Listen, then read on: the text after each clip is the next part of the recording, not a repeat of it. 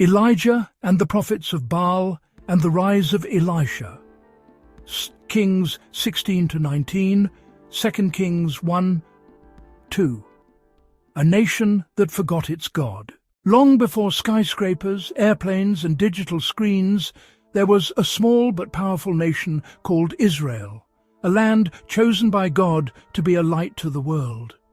God had rescued Israel from slavery in Egypt, split the Red Sea, fed them in the wilderness, and gave them laws so they could live in justice and peace. But by the time of King Ahab, Israel had forgotten who they were. The Bible says, Ahab, son of Omri, did more evil in the eyes of the Lord than any of the kings before him. Kings 16:30. Ahab was not just a weak king, he was spiritually dangerous. He married a foreign queen named Jezebel, a fierce and ruthless woman who worshipped Baal, the storm and fertility god of the Canaanites.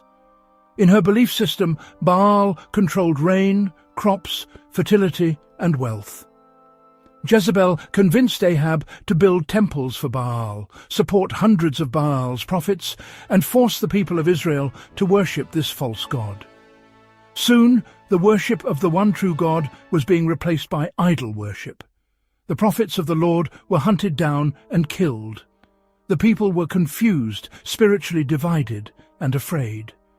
And then, suddenly, a man appeared. His name was Elijah. Elijah's warning: the drought begins.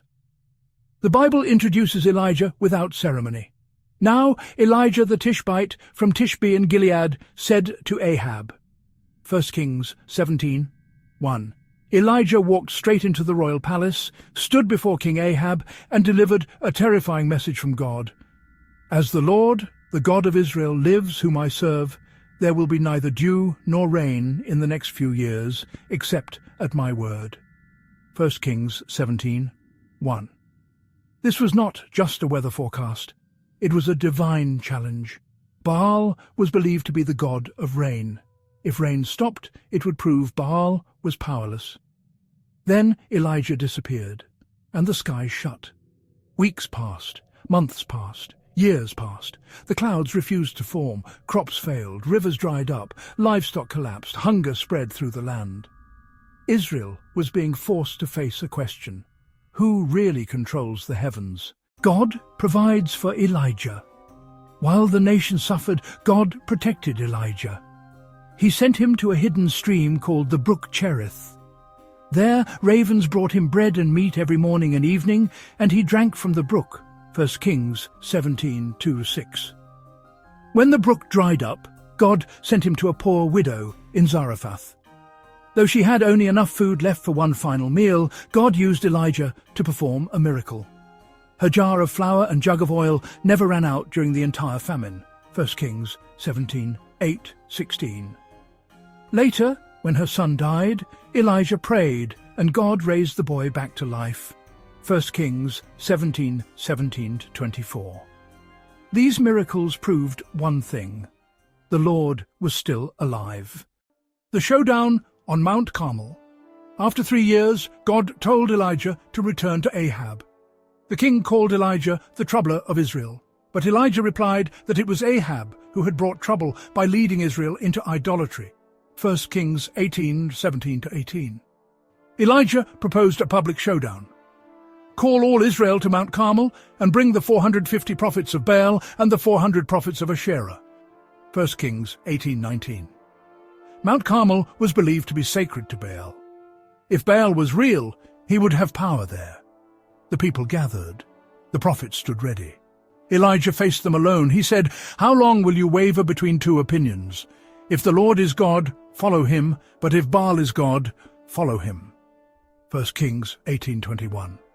The people were silent. The test of fire. 2 altars were built, one for Baal, one for the Lord. No fire would be lit. Whoever answered with fire was the true God. The prophets of Baal went first. They shouted, danced, screamed, and cut themselves. They cried all day. Nothing happened. Maybe Baal is asleep or busy. Finally, Elijah prepared his altar. He soaked it with water to make it impossible to ignite naturally. Then he prayed, "Let it be known today that you are God in Israel." Fire fell from heaven. It burned the sacrifice, the stones, the water, everything. "The Lord, He is God." 1 Kings 18:39. The false prophets are judged. Elijah ordered the false prophets seized. They were removed, and Israel was cleansed of Baal worship. The drought ended. Rain poured. God was victorious. But Jezebel was furious. She vowed to kill Elijah. Elijah fled into the wilderness, exhausted and broken. But God met him there, strengthened him, and reminded him he was not alone. 1 Kings 19. Elisha is called. God told Elijah to anoint a successor, a young farmer named Elisha. Elijah placed his cloak over Elisha, symbolizing his calling. Elisha left everything behind and followed Elijah. 1 Kings 19 and 19:21.